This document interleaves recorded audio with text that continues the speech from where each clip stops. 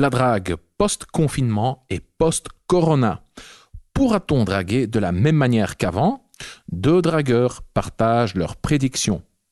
Comment te préparer maintenant, en général et en matière de drague, pour le déconfinement et pour la phase post-corona?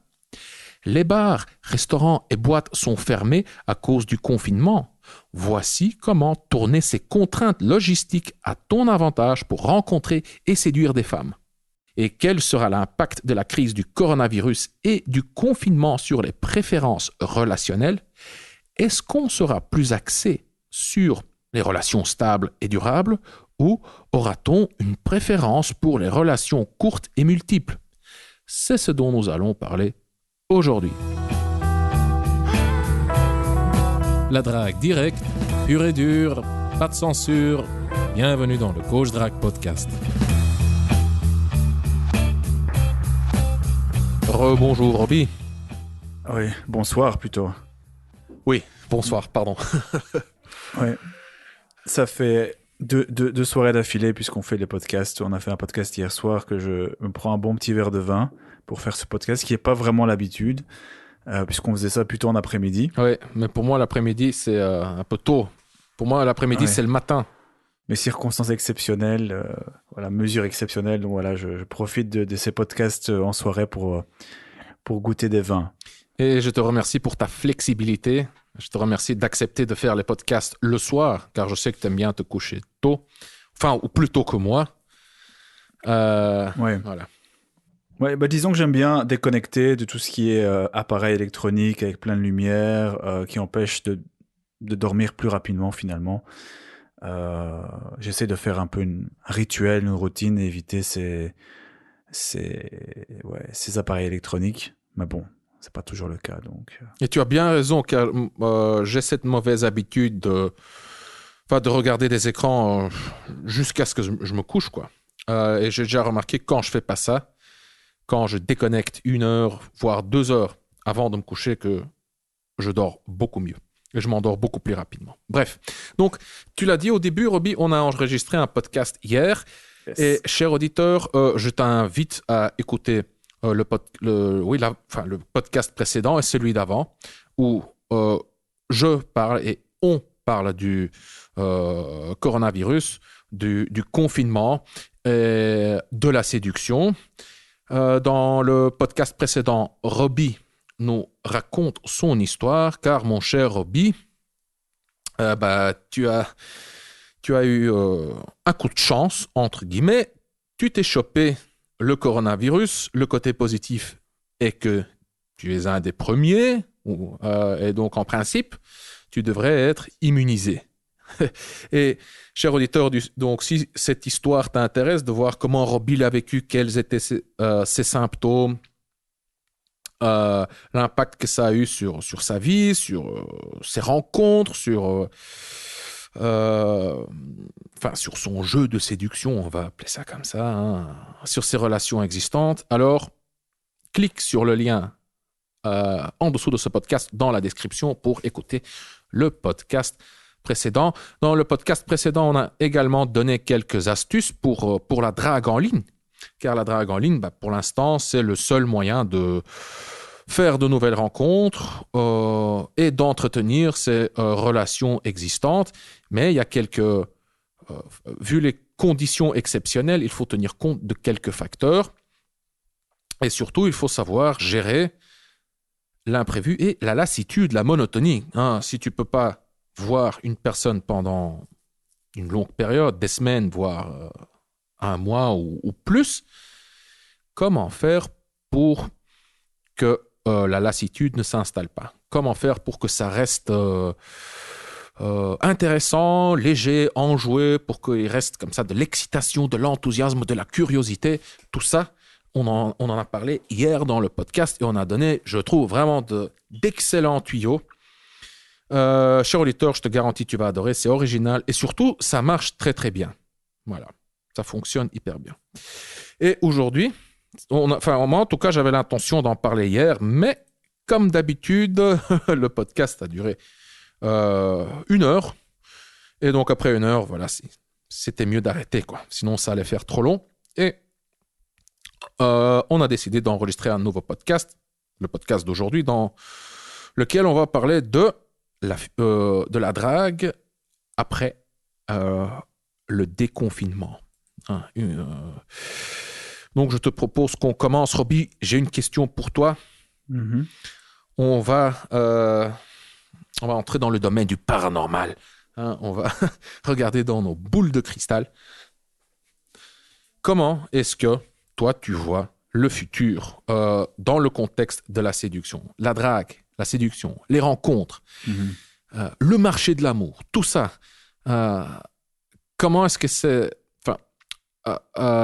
après le déconfinement, comment est-ce que ça va se dérouler tout ça? Qu'est-ce qui va changer? Qu'est-ce qui va... ou qu'est-ce qui ne va pas changer? Donc, le futur en matière de drague, comment est-ce que tu vois ça? Oui, bon, après, bien sûr, c'est difficile. Surtout dans cette période actuelle, il y a toutes les personnes, tous les gens ont une opinion. Mais c'est vrai que... On est tous des experts maintenant. Hein? Tous des experts. Bon, ici, c'est plus différent. Moi, je pense sincèrement, et je le vois déjà, on a touché un mot hier, déjà un petit peu.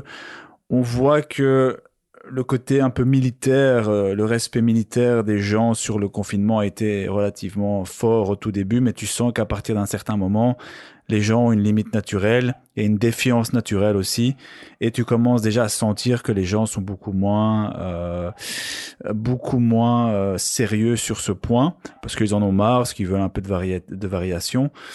Et bon, tu le vois ici, je parle avec des amis qui sont du côté de Bruxelles et qui me disaient, ouais, tu verrais les parcs, les gens... Enfin, si tu regardes les news et si tu regardes après la réalité, tu remarques qu'il y a complètement une dichotomie. Vraiment, il y a deux extrêmes. Il y a ce qu'on raconte dans les news et puis il y a les gens qui vivent normalement, qui se baladent, qui marchent, qui discutent même. Et donc, et c'est en période assez intense. Donc, sincèrement, je pense pas que ça va changer grand. Peut-être dans les 2, 3, 4 prochains mois, peut-être qu'il va y avoir des gens, oui, des masques qui vont être portés dans les rues. Il va y avoir pas mal de choses comme ça, peut-être dans les prochains mois, mais ça va se normaliser. Ça va se normaliser.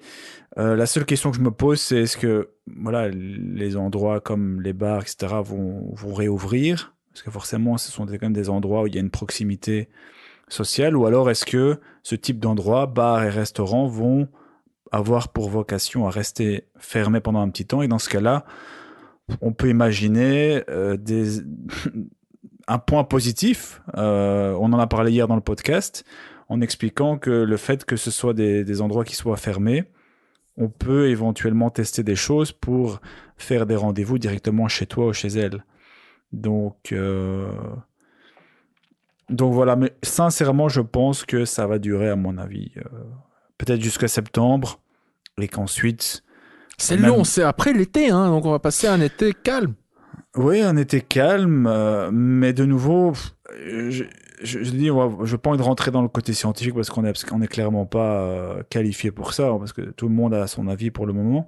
Mais il y en a qui parlent déjà que bon, l'effet négatif, hein, on voit déjà un peu le virus qui perd son souffle serait, voilà, parce que ça va naturellement baisser. Et finalement, peut-être dans 1 mois ou 2, on n'aura quasi plus de cas, c'est ce que certains disent. Et donc, peut-être à ce moment-là, les gens vont complètement... on va arrêter toutes ces mesures et finalement, on va revenir à la normale bien plus tôt que prévu. Mais de nouveau, peu importe la solution, je vois pas ça perdurer énormément de temps.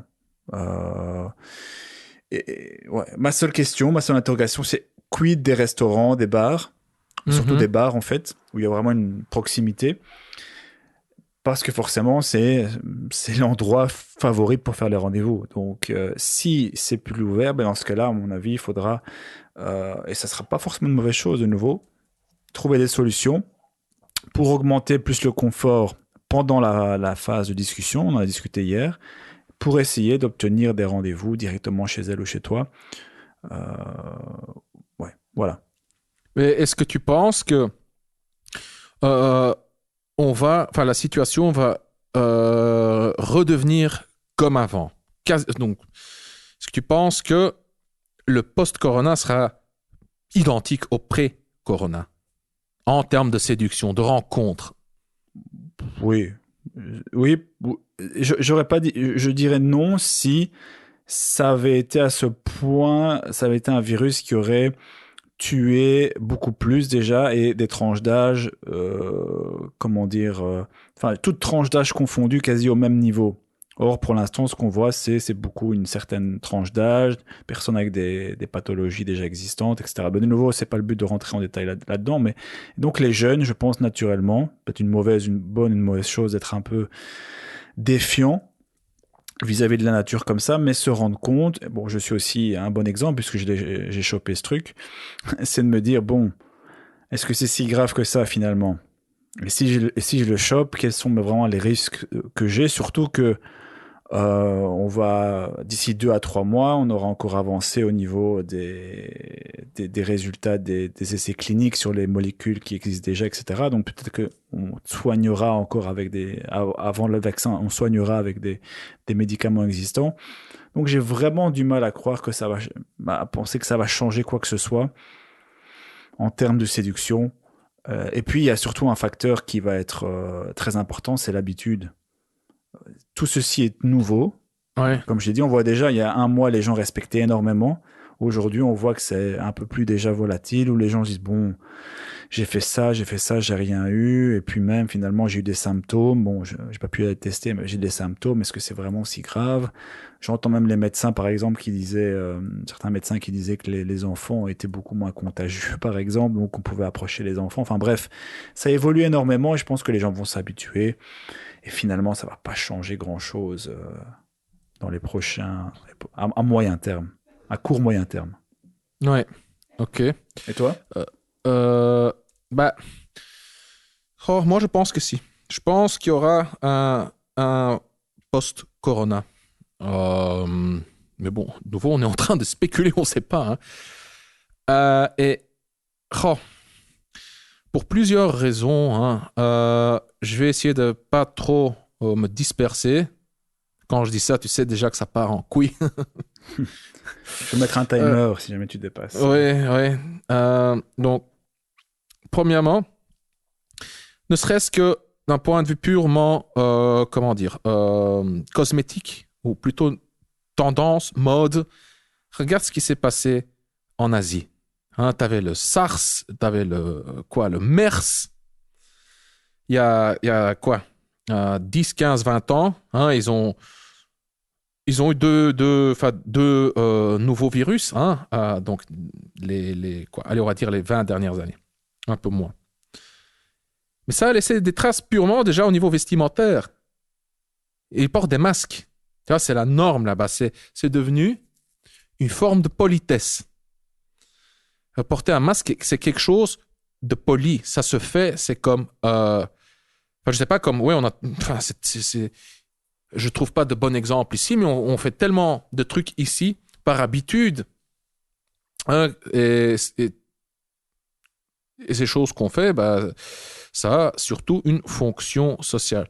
Donc, allez, un tout petit exemple, quand tu tousses, tu mets ta main devant ta bouche, tu vois. On se pose même plus de questions, hein, on sait pourquoi on le fait. Ou bien, c'est pas mal, déjà le simple fait de porter des vêtements. Hein, pourquoi est-ce qu'on ne marche pas en montrant nos zizi et nos culs, hein? Parce que voilà, c'est comme ça. Hein, c'est la norme, c'est une habitude. Mais d'un point de vue purement logique, pourquoi ne pas se promener nu dans la rue, hein? Et donc, je pense que il se peut que moi, je prédis même, j'en suis quasi certain que les masques vont devenir comme les bonnets, les gants, les écharpes, juste un vêtement, quoi. Et qu'il y aura même une mode, tu vois. Tu auras des masques avec des motifs, des couleurs, des masques pour enfants, des masques pour femmes, pour hommes. Ou peut-être pas, je ne sais pas si c'est déjà le cas. Si c'est pas en Asie, je ne vois pas pourquoi ici ça... Bref, mais bon, voilà. Ouais. Mais bon, il y a le côté logistique. D'office, si les bars et les boîtes restent fermés encore pendant des mois, pendant cette période, on va d'office trouver on va devoir trouver des alternatives et on en a trouvé déjà pour fixer des rendez-vous. Tu en as parlé, quelles sont nos options? chez soi ou chez elle, ou les parcs. Donc d'office, le côté logistique aura un impact direct sur le comportement, sur les rendez-vous, etc. Mais pour pouvoir fixer un rendez-vous, tu as besoin d'un certain degré de confiance entre toi et la femme. Et ce degré de confiance est lié directement au lieu du rendez-vous. Tu as besoin de moins de confiance, une connexion émotionnelle moins profonde pour fixer un rendez-vous dans un lieu public. Ah, tu connais pas la fille, voilà, vous discutez un petit peu, on va boire un verre à tel ou tel endroit, il n'y a pas de souci. Par contre, pour l'inviter chez soi, tu as besoin d'une connexion émotionnelle et d'un niveau de plus profond et une confiance plus élevée entre toi et elle. Donc, tu vois, ça a déjà un impact, juste ce côté logistique, a un impact sur la longueur de la conversation en ligne, car pour l'instant, à cause du confinement, on ne peut que faire des rencontres en ligne principalement. Mais je me demande aussi après donc, après le confinement, donc une fois que les mesures seront assouplies, quel sera l'impact psychologique de cette crise? Et est-ce que ça va laisser des traces? Car ça a quand même un côté, pour moi en tout cas, ça a eu un côté traumatisant. Enfin, c'est pas quelque chose qu'on va oublier. Je pense que chez une partie de la population, le niveau d'angoisse, le niveau de germophobie sera plus élevé qu'avant. Tu auras une partie des gens qui s'en foutent complètement, qui vont s'en foutre complètement, et tu auras une autre partie qui vont rester plus anxieux, plus prudents. Et donc, je pense que ça va aussi se traduire dans le comportement, le niveau de méfiance de certaines femmes. Je pense. Je sais pas. Maintenant. Oui, enfin, pour l'instant, c'est tout. J'ai encore quelques autres idées, mais Ouais. je vais en parler plus tard, je pense. Ouais, mais je vois ce que tu veux dire. Après, j'ai quand même l'impression que pour les masques, par exemple, concernant l'Europe, ça va être beaucoup plus compliqué parce que ça porte directement atteinte au physique, à l'apparence, qui est très importante, alors que les Asiatiques ont toujours été un peu plus. Par exemple, euh, le nombre d'Asiatiques que j'ai déjà vu en Europe, dans les villes européennes avec un masque, ils étaient les seuls à le porter. Ouais, hein, mais Parce que il les portait quand même, ouais. ils portaient, mais c'est aussi lié à la pollution. Il y a des villes très polluées dans les pays, si tu habites à Tokyo, à Hong Kong ou des villes extrêmement. Il faut pas oublier non plus ils ont eu des catastrophes nucléaires avec Fukushima, c'était au Japon. Bon, ils ont quand même et ils ont ce côté un peu plus docile aussi, beaucoup plus structuré, beaucoup plus mesuré que les Européens qui sont un peu plus, j'imagine mal, des masques en Italie ou en Espagne, par exemple, avec la chaleur, d'un point de vue purement, comment dire, ou dans un premier temps, oui, il y en aura certainement, mais je vois pas ça se généraliser parce que ça porte atteinte à l'apparence de manière trop prononcée. Et Dieu sait que nous, Européens, on aime malheureusement ou heureusement se montrer. Donc j'ai du mal à imaginer ce tissu se généraliser, en tout cas quand c'est plus nécessaire. Quand tu vas déjà en Pologne, c'est obligatoire, je pense.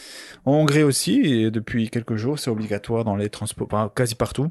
Donc voilà. Maintenant, l'autre question, c'est de se dire, parce que tu parlais que ça va laisser des séquelles, j'en profitais pour regarder, parce qu'on en a parlé récemment, et la preuve, c'était pas il y a 100 ans, c'était en 68. Donc nos parents devraient s'en souvenir, c'était une grippe qui s'appelle la grippe de Hong Kong, qui visiblement a fait 1 million de morts dans le monde, en Belgique quasi 10 000. En France, je sais pas, mais bon, à mon avis, c'est beaucoup plus, hein, parce que juste pour Et ce n'est que maintenant maintenant, c'est que pendant cette pandémie-ci que j'ai entendu parler de cette pandémie pour la toute première fois. Moi aussi. C'est la grippe d'Hong Kong, je veux dire. Moi aussi. Et donc, je me dis, les gens ont cette faculté à oublier, à s'habituer aussi, et si ça ne perdure pas, je veux dire, si ça continue comme ça, constamment, que quoi que tu fasses, on voit qu'il y a le même nombre de gens qui décèdent, que ça touche toutes les tranches d'âge, c'est-à-dire que tu as 15 ans, 20 ans, 25 ans, le taux de mortalité est quasi le même, ce qui n'est pas le cas du tout pour le moment. Là, les gens vont commencer à avoir peur et vont commencer à porter ces masques, etc. Et ça va généraliser, ça aura un impact clairement. Mais Malheureusement, aujourd'hui, on voit que c'est pas dans cette direction que ça se dirige. On voit les chiffres, on voit déjà la courbe qui descend. Bon, certains diront que c'est grâce au confinement, d'autres disent que c'est parce qu'il y avait personne à tuer. C'est un point de vue. Mais voilà, moi personnellement, je pense que d'ici à quelques mois, on parlera de ce coronavirus comme on parle d'une mauvaise grippe. J'espère en tout cas. Ouais, ok.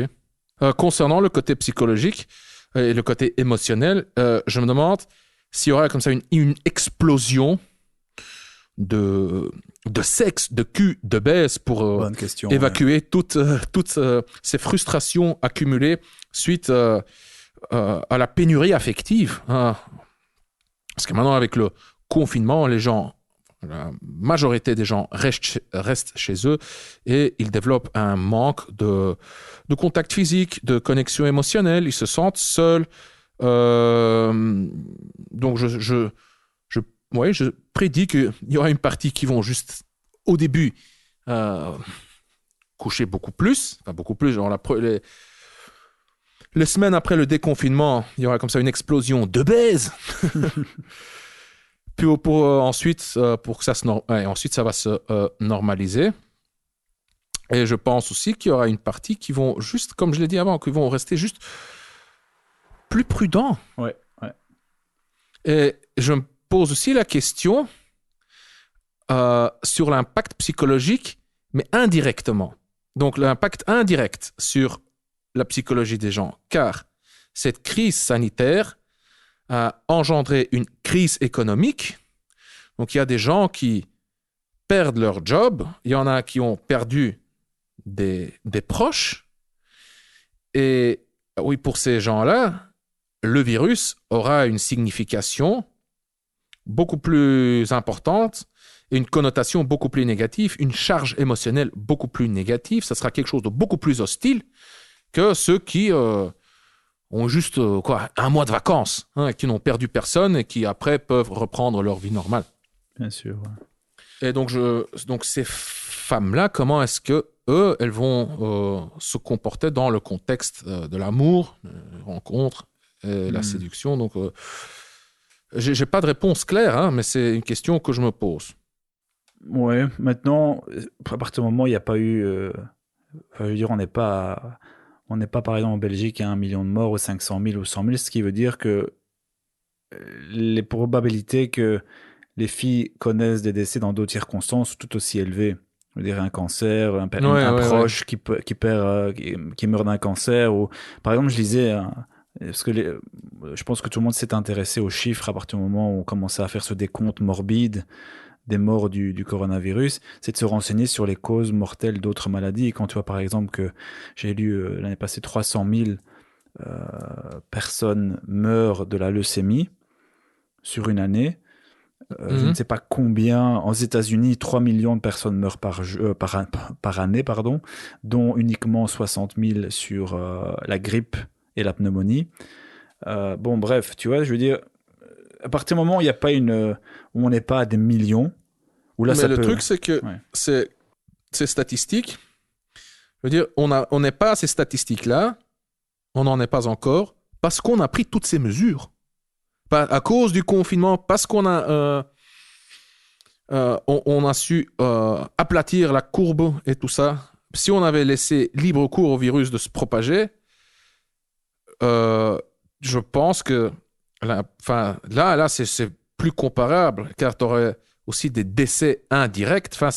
Tout est lié. Donc ça explose. Tu as plein de gens qui ont besoin de machines. Donc il y a les hôpitaux qui vont être submergés. Donc les autres maladies pourront plus être traitées. À un moment, les médecins vont être contaminés, ils vont être en burn-out, il y aura encore moins de personnel médical disponible et tu vas avoir des situations comme en Italie ou comme en Équateur avec des cadavres dans la rue, les gens qui juste, ils mettent... T'as un proche qui crève chez toi et il est là depuis 2-3 jours, il commence à se décomposer ils appellent les services pour venir le chercher. Ils peuvent pas. Les services ne viennent pas parce qu'ils sont submergés. Ouais. Il y a le système médical qui s'écroule. Enfin. Ouais, mais ça aussi, hein, si on avait une vision de ce qui se passait tous les jours dans ces pays-là, y compris l'Équateur ou des pays africains ou d'autres pays, si on avait le focus, comme on a le focus aujourd'hui sur le coronavirus, on verrait des choses aussi intenables. Parce que forcément, les médias ne mettent pas le focus là-dessus. Aujourd'hui, tout le monde met le focus là-dessus. J'ai lu par exemple qu'en 2018, il y a eu, au 2017, c'était l'année où la grippe était extrêmement forte. Ouais. Les hôpitaux d'Italie du Nord étaient aussi submergés. Donc c'était, c'était un article italien. C'était une page qui reprenait pas mal de facteurs. C'était en 2017 ou 2018, je ne sais plus. Mais en tout cas, il y avait les hôpitaux italiens du Nord qui étaient, je pense même du pays, qui étaient déjà surchargés. Donc il y avait déjà un antécédent. Par exemple, je pense que je l'ai dit hier, j'ai un ami qui habite en Suisse, à Genève. La Suisse a fait un confinement extrêmement limité. Extrêmement partiel. Tout le monde s'attendait branle-bas de combat et dans les hôpitaux, il n'y a jamais rien eu. En Suède, c'est aussi tout reste ouvert en Suède. Donc il y a les restaurants, les bars, les écoles, tout est ouvert en Suède. Il y a juste un genre de confinement volontaire. Les gens qui veulent rester chez eux restent chez eux. Et ils ont eu, sous contrôle du début à la fin. Donc tout ça est pas très clair pour le moment. Mais bon, certainement que le confinement a aidé. Mais tout ce que je voulais dire, pour pas qu'on s'écarte trop du sujet, c'était que l'impact que ça a sur que de personnes aient potentiellement perdu des proches, certainement il y en aura, mais pas plus que pour les maladies qui emportent chaque année des milliers de personnes. En tout cas, c'est mon opinion. Oui, c'est une matière complexe, ça c'est clair. Pour la Suède, n'oublie pas que la Suède compte autant d'habitants que la Belgique, mais que c'est un pays beaucoup plus grand en termes de superficie. Donc déjà, tu as une forme de distancement social naturel. Tu vois. La Belgique est dense. Tu as presque plus de nature en Belgique. Enfin, si, mais je veux dire, il y a des villes l'une à côté de l'autre. Tout est beaucoup plus dense. La question que je viens de me poser maintenant, c'est suppose, donc d'office, on va pas juste tout réouvrir comme ça du jour au lendemain. Ça va se faire graduellement. Et si maintenant on continue, donc si le gouvernement continue à encourager c'est quoi le mot correct? Distancement social ou distanciation sociale? La distanciation, ouais. La distanciation sociale, d'accord. Donc, on réouvre les magasins, etc., les écoles, les entreprises. La machine économique recommence à tourner, mais gardez 2 mètres de distance, gardez 2 mètres de distance, gardez 2 mètres de distance. Oui. Comment est-ce qu'on va faire dans la rue? On va juste aborder les filles en gardant 2 mètres de distance ou quoi? Car moi, ce que j'ai constaté maintenant, c'est qu'il y a vraiment comme ça une sorte de schizophrénie, une friction interne je ressens une friction interne car quand tu dis une distance physique, ça implique aussi une distance émotionnelle et psychologique quelque part. Genre, ah oui, je garde 2 mètres de distance car tu es dans un danger potentiel et je suis aussi un danger potentiel. Mais je le fais parce que je suis sociable. C'est un comportement pro-social. Tu vois, genre, oui, je veux me rapprocher de toi, mais je garde une distance. Donc, t'as 2 forces opposées, quoi. Je cherche l'intimité, mais à 2 mètres. Genre, avant, t'avais pas ça. Avant, quand il y a rapprochement physique, ça veut dire rapprochement psychologique, rapprochement émotionnel. Alors maintenant, comme ça, le rapprochement physique, ça peut déclencher un éloignement émotionnel et psychologique car danger, tu vois? Je suis d'accord, ouais. Donc comment on va faire, Roby? Ouais, comme j'ai dit, les gens vont s'habituer. Prenons l'exemple du sida. Regardez un peu les gens, on le sait, on sait qu'il faut faire attention, on sait que c'est quelque chose qui en plus, il n'y a pas de vaccin officiel contre ça, même si on sait vivre avec. Pourtant, à force de répétition, à force de tentation, on est des millions à passer le pas de l'interdit et à faire la bêtise de pas mettre la capote. Voilà. Et c'est quelque chose qui est relativement grave quand même d'un point de vue sanitaire. Ici, je pense que les gens, comme on dit, ils vont s'habituer. Et je suis comme ça aussi. Moi, j'étais faire mes courses encore il y a 2 jours. Première fois depuis 2 semaines parce que j'étais un peu KO avec ce virus. Et je suis aussi comme ça. Je vois une vieille qui s'approche. Je me dis, bon, celle-là, à mon avis, elle est pas clean.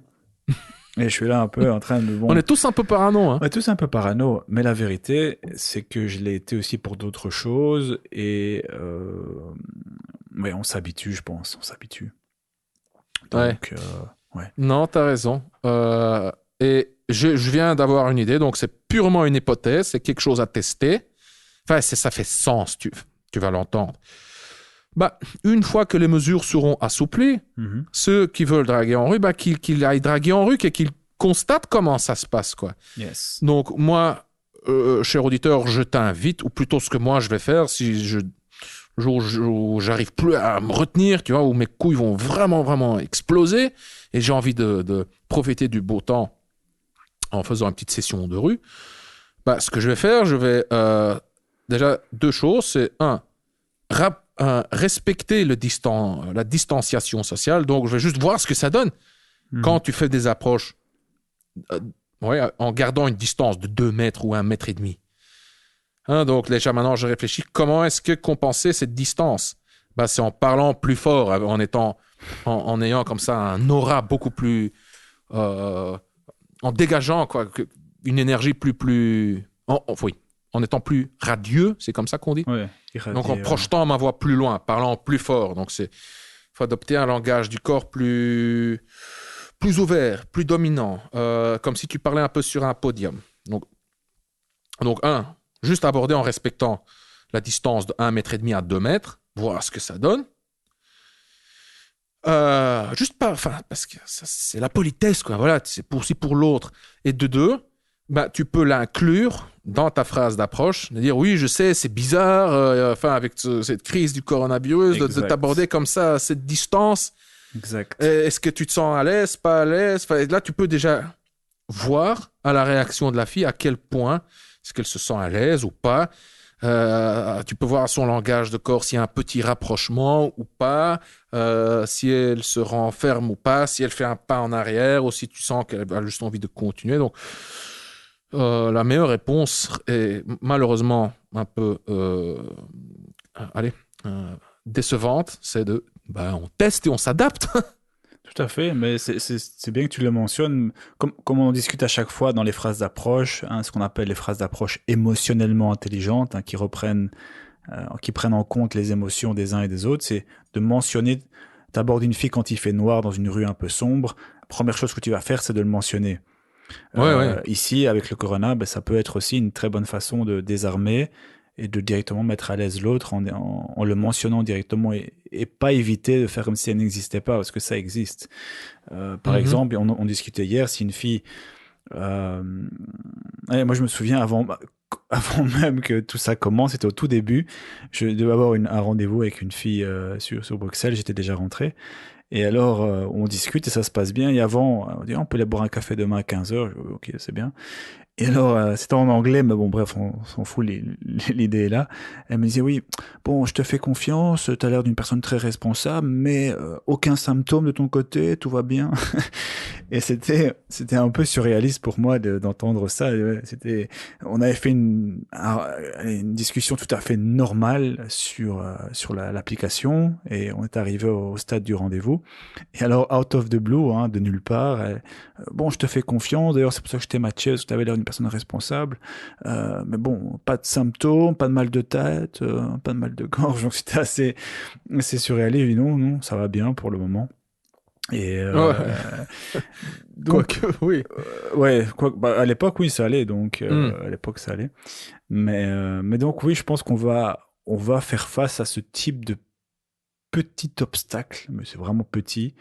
Mais de nouveau, avec le temps, sauf vraiment retournement de situation, on voit qu'il y a de plus en plus de cas et que ça ne s'arrête pas. Dans ce cas-là, les gens vont vraiment commencer à avoir peur. Mais dans le cas contraire, on va s'habituer et cette crainte va diminuer progressivement. Mais dans un premier temps, et ça va être à mon avis pendant peut-être 2, 3, 4 mois, peut-être que je vais la rentrée, d'intégrer ça dans tes interactions, ça fera pas de mal. Non, ouais, c'est même une opportunité pour te démarquer des mecs socialement moins intelligents. Hein. Ouais. Oui, oui.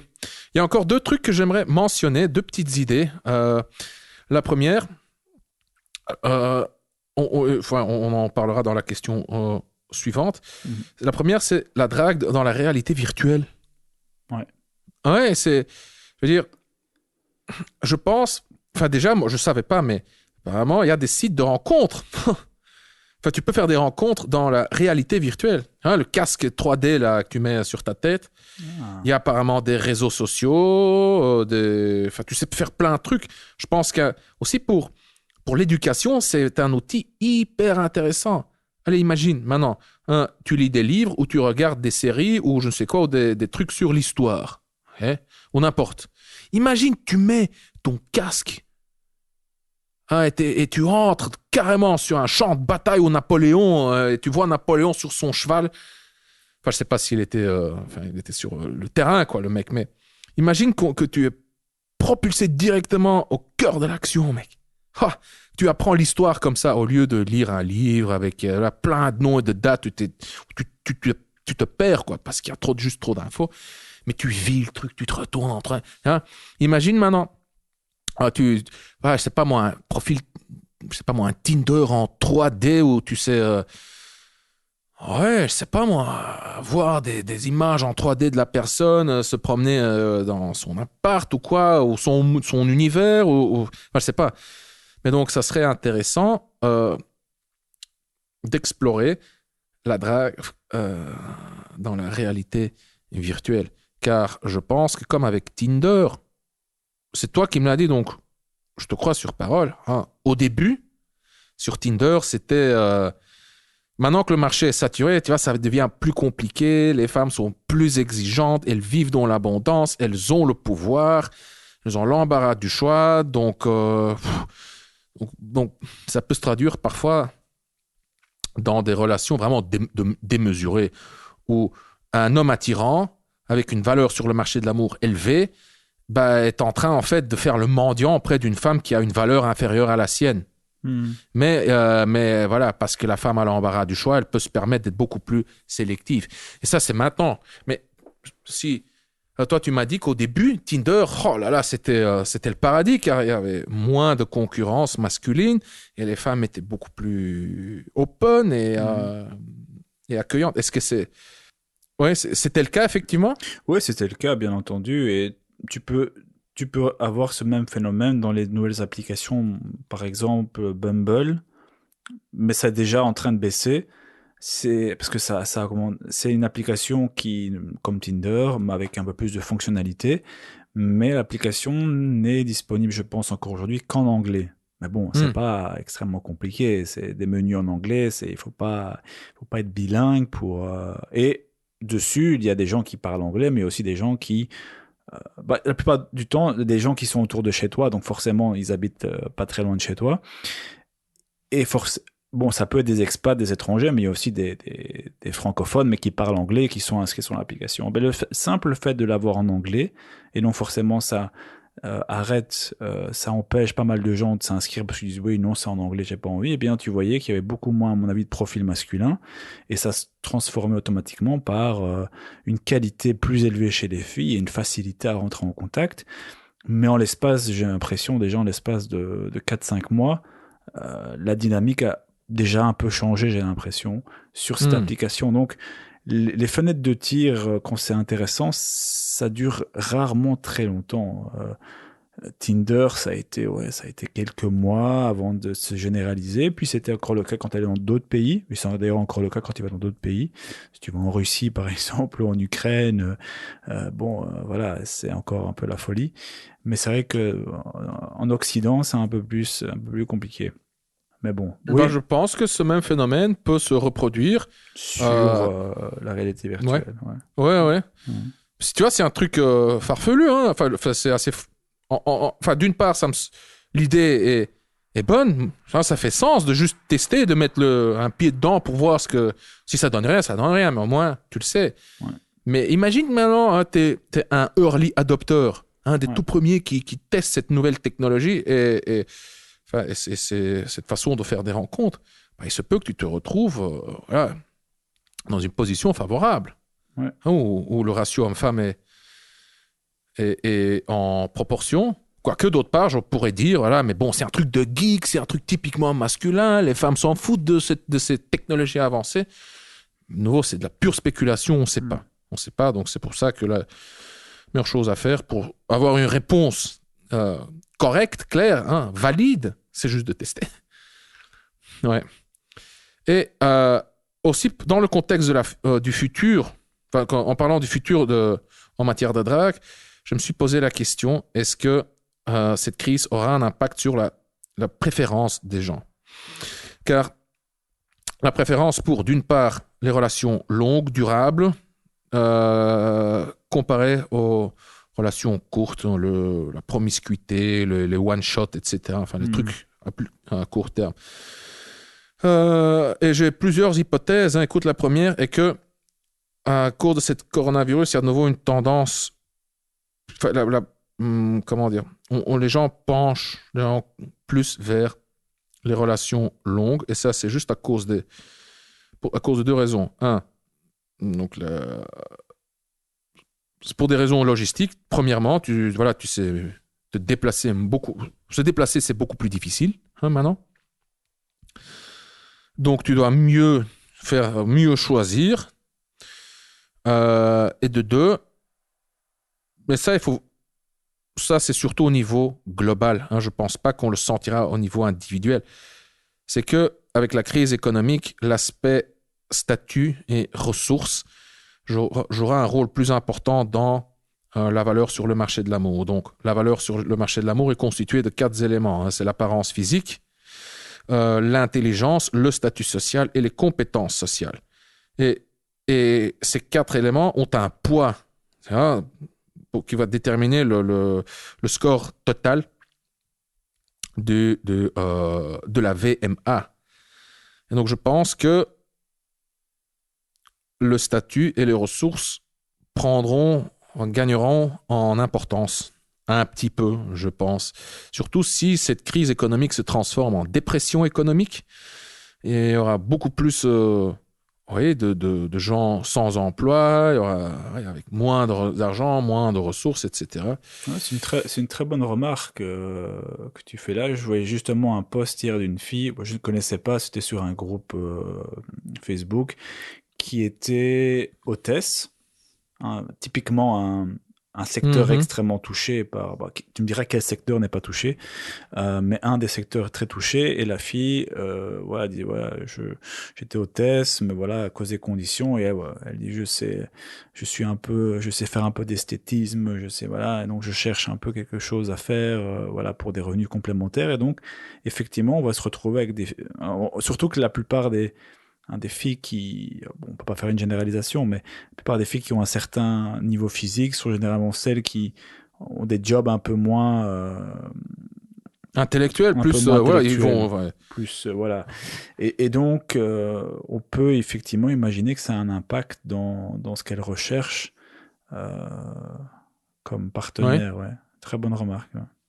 Je sais pas, oui, et je pense aussi que si maintenant, en tant que mec, si tu profites de ce confinement pour exploser ta valeur sur le marché de l'amour et en apprenant comment communiquer cette valeur sur le marché de l'amour élevée à travers les réseaux sociaux et les sites de rencontres, là, je pense que tu peux justement te permettre d'être plus promiscu, car si tu es au top de l'hiérarchie, au top de la chaîne alimentaire sur Tinder et les réseaux sociaux, oui, tu auras plus de succès auprès des femmes, quoi. Tu vois, donc c'est double. Hein, donc là, je parle de plus de promiscuité et en même temps plus de relations à long terme. Mais à la base, ça change rien, car comment dire, quand on voit ça comme une pyramide, ceux qui sont au top peuvent toujours se permettre de choisir. Surtout les mecs, quoi. Enfin, les femmes aussi. Un mec au top de la chaîne alimentaire, en général, c'est lui qui choisit. Il a le choix. Voilà. Ok. Passons à la question suivante, sinon ça va durer de nouveau des... Ah oui, 3/4 d'heure, je vois. OK. Comment est-ce qu'on peut se préparer maintenant pour la phase post-corona ou pour le déconfinement? Bah, écoute, je vais essayer d'être court ici. On en a déjà parlé un petit peu hier. Pour moi, c'est se préparer. Bon, je suis toujours partisan de la pratique plutôt que de la théorie, mais ici, je considère que c'est une bonne période pour apprendre.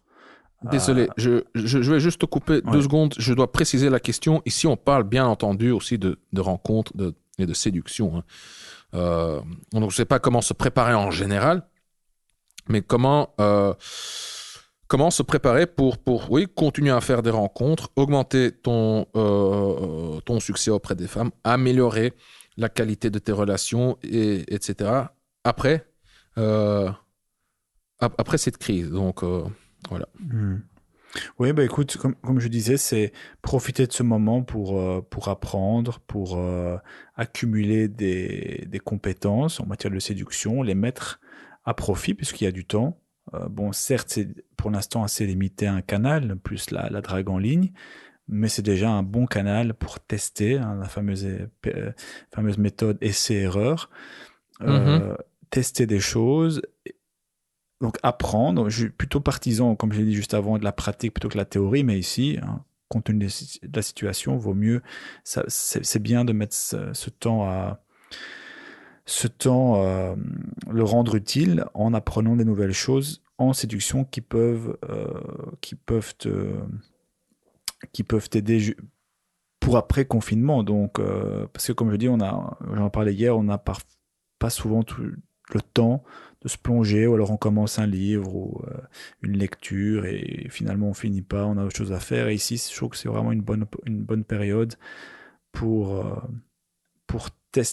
pour apprendre et tester, euh, Mm. plus particulièrement dans le monde ici de la drague en ligne. Oui, ouais, entièrement d'accord. Moi, ce que je pense, effectivement, c'est que euh, c'est comme tu le dis, c'est de s'intéresser à la drague en ligne, de tester de nouvelles choses, de se renseigner. Il y a plein d'infos en ligne hein, sur comment draguer en ligne. Et le point de départ est le suivant. Prépare-toi au pire scénario avec les infos disponibles en ce moment. Car si le pire scénario se produit, bah, tu seras préparé.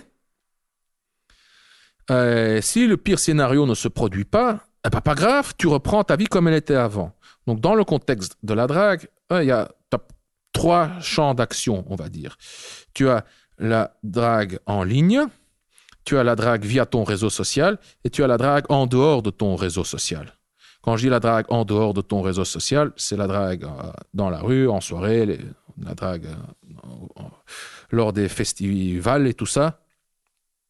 La drague en ligne, tu peux aussi la subdiviser. Hein. Tu as les applications de rencontres, tu as les réseaux sociaux et je ne sais quoi. Mais donc, là maintenant, moi, je miserais sur la drague en ligne. Voilà. Car, imagine, au mois de septembre, octobre, novembre, décembre, il y a un deuxième confinement. Si maintenant, tu as peaufiné, si tu as augmenté tes compétences, hein, tu as une bonne tchatcha en ligne et tu sais envoyer des messages originaux, tu sais stimuler l'imagination de la fille, tu sais développer de longues conversations qui font que ton interlocutrice se dévoile, qu'elle s'attache à toi, si tu sais comment développer une vraie connexion émotionnelle, ben, écoute, ça va te servir, bien entendu. C'est aussi, pour moi, le moment de s'intéresser au côté non verbal de la drague en ligne. Comment prendre de bonnes photos? Quels sont mes bons angles? C'est quoi le bon éclairage? Sous quel angle? Comment utiliser des filtres? Tout ça, ça peut t'aider à augmenter tes résultats. Concrètement, sur Tinder, qu'est-ce qui a le plus grand impact sur ton taux de réussite? C'est la qualité de tes photos. Et si maintenant, toi-même, tu sais comment te mettre en valeur en photo, bah, c'est clair que voilà, ça va donner de bons résultats. Et ces photos, ensuite, tu peux les réutiliser sur Instagram. Et je ne sais quoi. Donc, concrètement, c'est préparer au pire scénario en s'intéressant à la drague en ligne, en développant ta tchatcha en ligne, en développant tes compétences non verbales en ligne.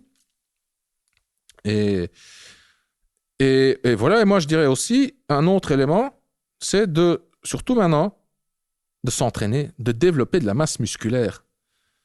C'est tellement con, mais moi je vois comme les femmes réagissent différemment à ça. Ça fait 8 ans que je m'entraîne. Avant, là, maintenant j'ai développé vraiment un corps. Enfin, il est vraiment athlétique. Enfin, il est athlétique et avec de bonnes photos sous le bon angle, une bonne lumière. Je dirais même que parfois je me compare à des célébrités sur Instagram et je me dis, en fait, t'es pas loin de leur niveau. T'es même au même niveau comparé à certains mecs. Pas tous, hein, mais. Et je vois comment les femmes réagissent. Je vois. Et donc, si maintenant, toi, pendant que la plupart des autres mecs se laissent aller, ils n'ont pas envie, car s'entraîner à la maison, c'est plus compliqué, surtout au niveau de la motivation. Hein. Continuer à s'entraîner, c'est pas facile quand on fait ça à la maison. Donc, ça va aussi te permettre de te démarquer de tous ceux qui arrêtent de s'entraîner ou qui prennent du poids parce que voilà, ils font rien à la maison. Donc, c'est ça, c'est développer ton corps et développer tes compétences en matière de drague en ligne. Et encore un truc, j'en ai parlé tantôt, c'est de mettre un pied dans la drague dans le monde de la réalité virtuelle. Ouais, c'est ça. Yes, donc mettre à profit le temps libre. Dernière question pour toi, Robin, car je sais que tu aimes voyager, tu aimes draguer dans la rue, donc cette crise a un énorme impact sur ton style de vie. Supposons que les frontières restent fermées et qu'il te sera plus difficile de voyager. Qu'est-ce que tu vas faire? Comment est-ce que tu vas t'adapter? C'est une bonne question. C'est une très bonne question. Bon, écoute, la vérité, c'est que si les compagnies aériennes continuent à être... les vols continuent à être suspendus, si les frontières continuent à être fermées, je n'ai pas trop de choix. C'est l'environnement. J'ai pas d'impact là-dessus. Donc, tout ce que je peux faire, c'est draguer ici, draguer dans mon environnement proche. Aussi simple que ça. Et ouais. Bon, j'y pense pas trop. Je dis, dernier mois, j'étais relativement KO, assez peu énergique, donc j'ai très peu pensé. Mais c'est vrai que maintenant, je commence à reprendre des forces, etc. Je sens que ça commence à me titiller, déjà maintenant. Donc, c'est dans les prochaines 2-3 semaines, voir un peu comment ça va se dérouler, que je vais échafauder éventuellement quelques plans. Mais bon, la vérité, c'est que si les frontières restent fermées, et si forcément par voie de conséquence, les vols sont également suspendus, écoute, j'ai pas vraiment le choix. Donc, qu'est-ce que je peux faire si ce n'est que rester ici et draguer ici? Ouais. Donc, c'est tout simplement ce que je ferai, même si c'est beaucoup moins ma tasse de thé, je suis moins motivé. Mais je sais que ce sera temporaire. Et voilà, pour l'anecdote, je discute avec une fille que je connais bien, qui est hôtesse de l'air chez la compagnie que je prends tout le temps pour aller en Hongrie. Et toutes les 3-4 jours, je lui demande s'il y a des nouvelles du côté hongrois. Est-ce qu'il y a des nouvelles? Est-ce qu'il y a une fumée blanche? Est-ce qu'on va pouvoir reprendre les vols? Est-ce que ça se décante un petit peu? Mais bon, la vérité, c'est que ça fait 1 mois et demi. Et que si ça continue à perdurer comme ça, encore 1 mois et demi, qu'il n'y a pas vraiment de sortie qui s'annoncelle, dans ce cas-là, bon, je commencerai à me dire, bon, je vais envisager d'éventuellement rester 6 mois ici et voilà, de redraguer constamment ici, de réorganiser mon planning, parce que bon, je vais pas rester 6 mois à la maison, quoi. Donc... Formule ça autrement, tu vas pas rester 6 mois sans... sans faire beaucoup de choses, ouais. Ok, oui. Enfin, on se comprend. Ouais. J'allais dire encore un truc. J'ai un trou noir. Mince. Ah oui, voilà. Oui, bah moi, ce que je vois, mais bon, je pense que ça va se faire naturellement. Bon, bien sûr que les aéroports vont réouvrir leurs portes. Il y aura de nouveau du trafic international. Sinon, enfin, je veux dire, ça va se faire. Enfin, sinon, il y a tout un secteur qui quoi? C'est quoi le marché des voyages, hein? Enfin, des vols en avion, c'est un truc le tourisme, les restaurants, tout ce qui dépend du tourisme. Je veux dire, c'est les vols en avion, c'est quoi? C'est des centaines, des milliers de milliards par année. Donc, enfin, je veux dire, il y aura de nouveau des vols, mais bon, je pense que tout ça, enfin, je pense que le nombre de vols va diminuer, les prix vont probablement augmenter de nouveau. Je sais pas. En tout cas, moi, ce que je prédis, c'est que ta fréquence va diminuer. Parce qu'avant, tu pouvais te permettre de partir pour 2-3 jours, un petit week-end, hop, par-ci, par-là, tu vas à Sofia, tu vas à Budapest, tu vas à Kiev, ou je ne sais pas où, ou je ne sais où, et tu reviens. Et c'était devenu même une habitude. Hein, les gens prenaient même l'avion pour aller boire un café à l'étranger parce qu'ils en avaient envie, façon de parler. Je ne sais même pas si c'est façon de parler. Je pense qu'il y en a des gens qui font vraiment ça. Quoi. Bien sûr. Et donc, ta fréquence va diminuer, mais la longueur de tes voyages va augmenter. Donc, au lieu de partir pour 2-3 jours, tu vas probablement partir pour 2-3 semaines, 1 mois. Tu reviens, tu restes 2-3-4 mois, puis tu repars pour 1-2 mois. Oui, tout à fait. Et puis, il faut voir le côté positif. Hein. Les prix des logements diminuent. Forcément, parce qu'il y a moins de tourisme. Donc, il y a sûrement moyen de faire des bonnes affaires à tous les niveaux d'ailleurs. Hein, franchement, et spécialement au niveau féminin, il y a moyen vraiment de faire de très belles choses. Comme tu l'as dit tout à l'heure, je pensais vraiment aux soldes. Quand le déconfinement sera terminé et que je pense que tout le monde va envie d'avoir de s'amuser, de picoler, de s'envoyer en l'air, de faire des choses, quoi. Je pense que ça va être pendant, je sais pas, 1 semaine, 2 semaines. Ça va être un peu comme une fin d'examen ou quelque chose de similaire, un sentiment similaire. Je pense que c'est bien de se préparer pour profiter de cette période qui va pas durer éternellement. Donc, oui, tout à fait. On a oublié un truc fondamental, vraiment. C'est un truc flagrant. Comment est-ce qu'on peut se préparer maintenant pour la phase post-corona et pour le déconfinement? En draguant maintenant en ligne, c'est maintenant qu'on développe des contacts, de bonnes relations profondes, intimes, intenses. Et ces femmes, on les rencontre après le confinement, tout simplement. Voilà. On l'a pas mentionné, hein, c'est bête. On en a parlé hier, et moi j'en ai parlé aussi dans le podcast d'avant. Mais c'est bien de le répéter. Donc, c'est investir dans ces relations existantes et développer de nouvelles relations via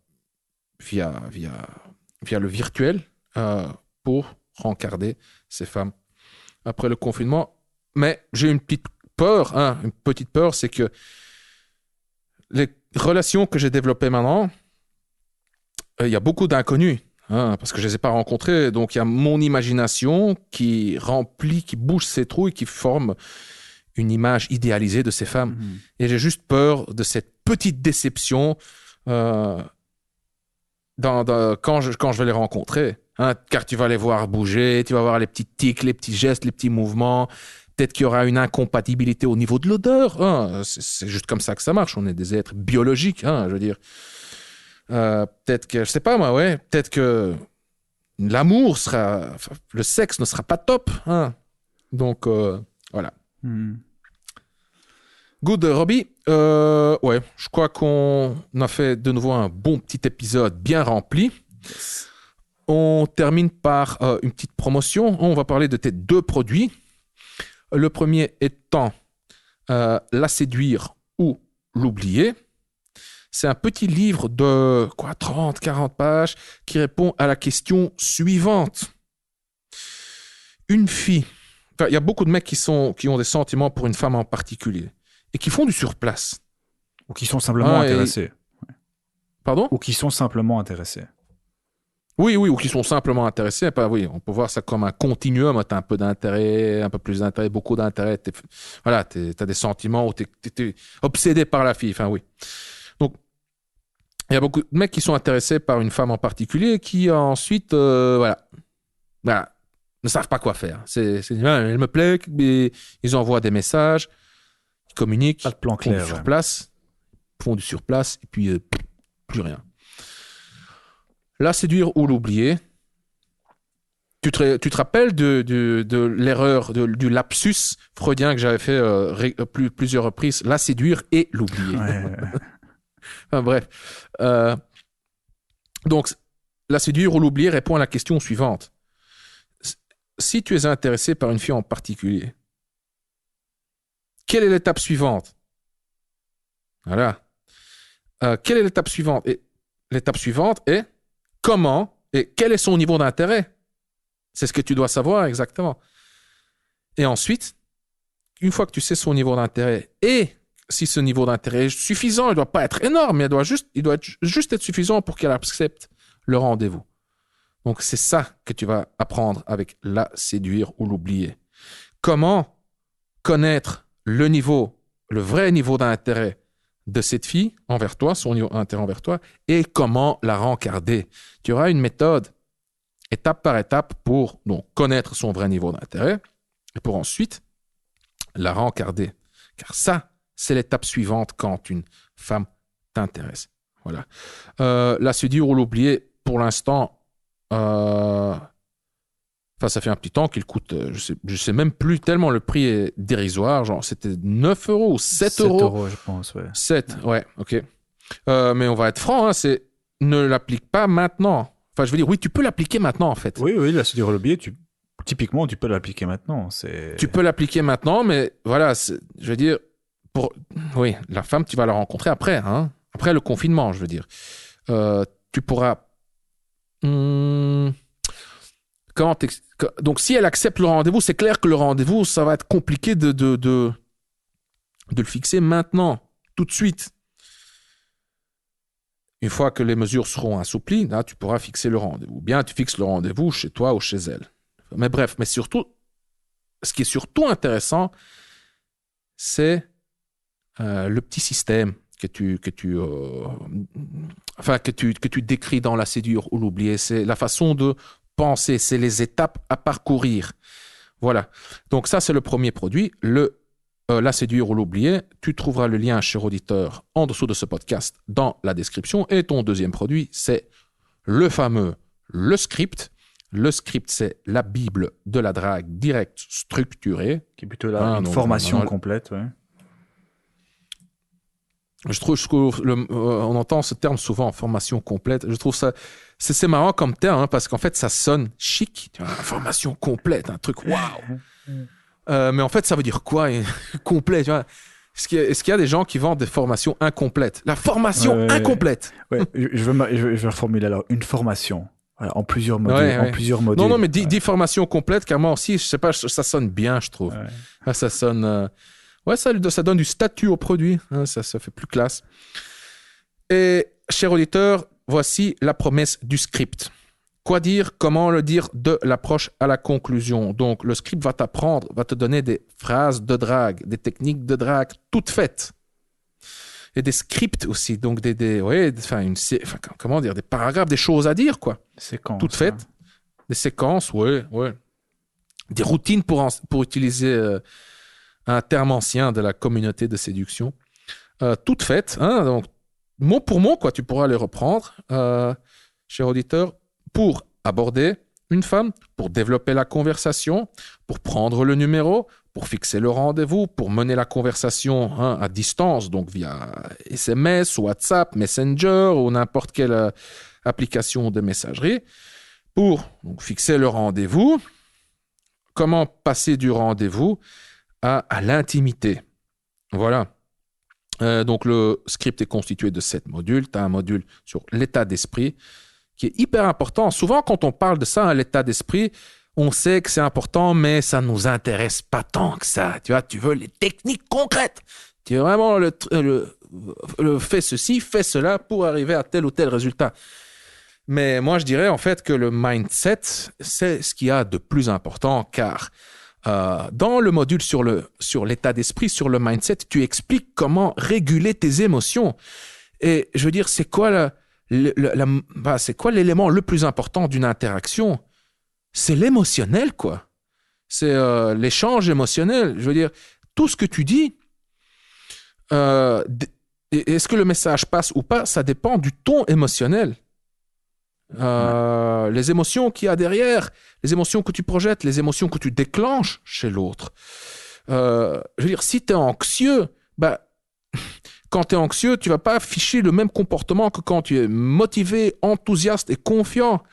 Donc, voilà. Quoi. Et dans le module sur le mindset, tu expliques comment te mettre en énergie, comment te préparer mentalement et émotionnellement pour être motivé, pour aborder, pour surmonter beaucoup plus facilement la fameuse angoisse de l'approche, une angoisse qu'on connaît tous. On a tous du stress, même les dragueurs les plus chevronnés. Avant d'aborder, c'est pas qu'ils ressentent rien. Au début, ils doivent faire un peu de la gymnastique mentale pour gérer ce stress. On a tous peur du rejet. Mais quand tu as de l'expérience, tu sais comment le gérer. Voilà. Donc, il y a un module sur l'état d'esprit. Il y a un module sur la drague en rue. C'est pas pour maintenant. On va pas te mentir. C'est clair, quoi. Je veux dire, non, on reste tous chez soi. Il y a un module sur la drague en soirée. Comment choper en soirée, rapidement, dès le premier soir, tu sors, non pas que pour t'amuser, mais tu sors, on va pas se mentir, on est des chasseurs, on est des mâles, on veut la chair, on veut le contact physique, l'amour, le sexe, quoi. On veut assouvir nos besoins affectifs, non, voilà. Donc on sort pour ça aussi. Le module sur la drague en soirée. Oublie, cher auditeur, ça va pas être pour tout de suite non plus. Quelle belle promo, hein. Donc, on a plein de modules qui vont te servir juste à rien du tout maintenant. Peut-être que la drague en soirée, ça sera que pour 2021, on ne sait pas. Ouais, on sait pas. Hein. Tu as un module sur la drague en ligne, la drague par SMS, donc SMS, WhatsApp, Messenger, tout ce qui est application de messagerie, hein, comment obtenir un rendez-vous, quoi. Hein. Tu as un module sur la drague en ligne, Tinder et compagnie, je ne sais quoi. Tu as un autre module légendaire sur le rendez-vous. Légendaire, déjà. Mais légendaire, mon vieux, oui. Attends, c'est un truc de... Ouais, c'est un truc de dingue. Hein. Tu lis l'ingéniosité, l'expérience là-dedans. Enfin, tu le lis ou tu l'écoutes, hein, car c'est format PDF et MP3. Tu sens l'expérience. Enfin, c'est logique, c'est bien découpé, c'est découpé en étapes pour que voilà, tu te retrouves pas comme ça en train de chier dans ton froc en te disant est-ce que je lui plais, je lui plais pas, je l'embrasse ou pas. Allez, je prends le risque. Tu fais un saut dans le vide, paf, tu te prends un râteau. Non, rien de tout ça. Il y a une belle progression fluide, naturelle. C'est ça qui, un, teste le niveau d'intérêt de la fille et deux, justement, fait monter son intérêt. Et tout se passe de manière fluide et tu as un maximum d'infos pour savoir si tu dois avancer ou pas. Hein. Donc, tu ne dois pas te prendre de râteau inutilement. Voilà, tu as un module sur le rendez-vous, tu as aussi des bonus, la drague à l'étranger, ce qui n'est pas pour maintenant non plus. L'analyse d'autres comptes rendus aussi, et alors des comptes rendus. Et un module, on va dire le puzzle que j'ai appelé le puzzle complété, donc ça reprend un peu tous les modules. Et... C'est l'intégration de tous les... Voilà. Putting it all together, comme on dit en anglais. Hein. Ouais, exact. Donc voilà, cher auditeur, je t'invite à... Donc c'est complet finalement. Hein.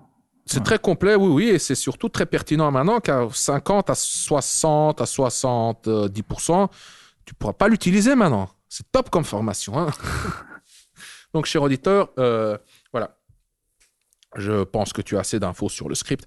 Écoute, jette un coup d'œil à la page de présentation du script. Tu trouveras le lien en dessous de ce podcast dans la description. Voilà. On a tout dit pour aujourd'hui, Roby. Parfait. Je te remercie pour ton aide, pour ta contribution. Cher auditeur, je te remercie de nous avoir écoutés. Hein. Je te remercie de ta compagnie. Et je trouve qu'en fonction, je te coupe juste 2 secondes, en fonction des différentes déclarations qui vont être faites, à mon avis, dans les prochains jours sur le confinement, je pense qu'on s'adaptera, et si le confinement est prolongé, on essaiera de prolonger nous aussi des conseils, principalement peut-être sur le web dating pour le moment, ou en tout cas des choses que les gens peuvent faire déjà chez eux en fonction des déclarations des prochains jours. Ouais. Parfait, yes. Voilà, merci à toi, Roby. Yes, bonne soirée. Cher auditeur, merci. À très vite. Salut, bye bye. salut. Chers auditeurs, nous sommes presque arrivés à la fin de cet épisode. Si tu ne l'as pas encore fait, alors abonne-toi au CoachRack Podcast. Tu peux t'abonner à la chaîne YouTube, dans Apple Podcast, sur SoundCloud ou via l'application que tu utilises pour écouter ce podcast. Et si tu as aimé cet épisode du CoachRack Podcast ou si tu aimes le CoachRack Podcast en général, et si tu souhaites me remercier ou me donner un coup de pouce, voici ce que tu peux faire. Je t'invite à partager cet épisode du CoachRack Podcast ou le CoachRack Podcast en général avec un ami, un seul ami. Un ami qui a besoin d'un petit coup de pouce en matière de drague. Nous avons tous un pote comme ça dans notre cercle d'amis. Tu peux lui envoyer le lien vers le podcast par texto, via WhatsApp ou via n'importe quelle autre application de messagerie. Comme ça, tu fais d'une pierre deux coups. Tu aides ton pote et tu m'aides à répandre la bonne parole. Je suis Consti de CoachRack.com. Merci d'avoir écouté le CoachRack Podcast. On se revoit dans le prochain épisode. Bonne drague.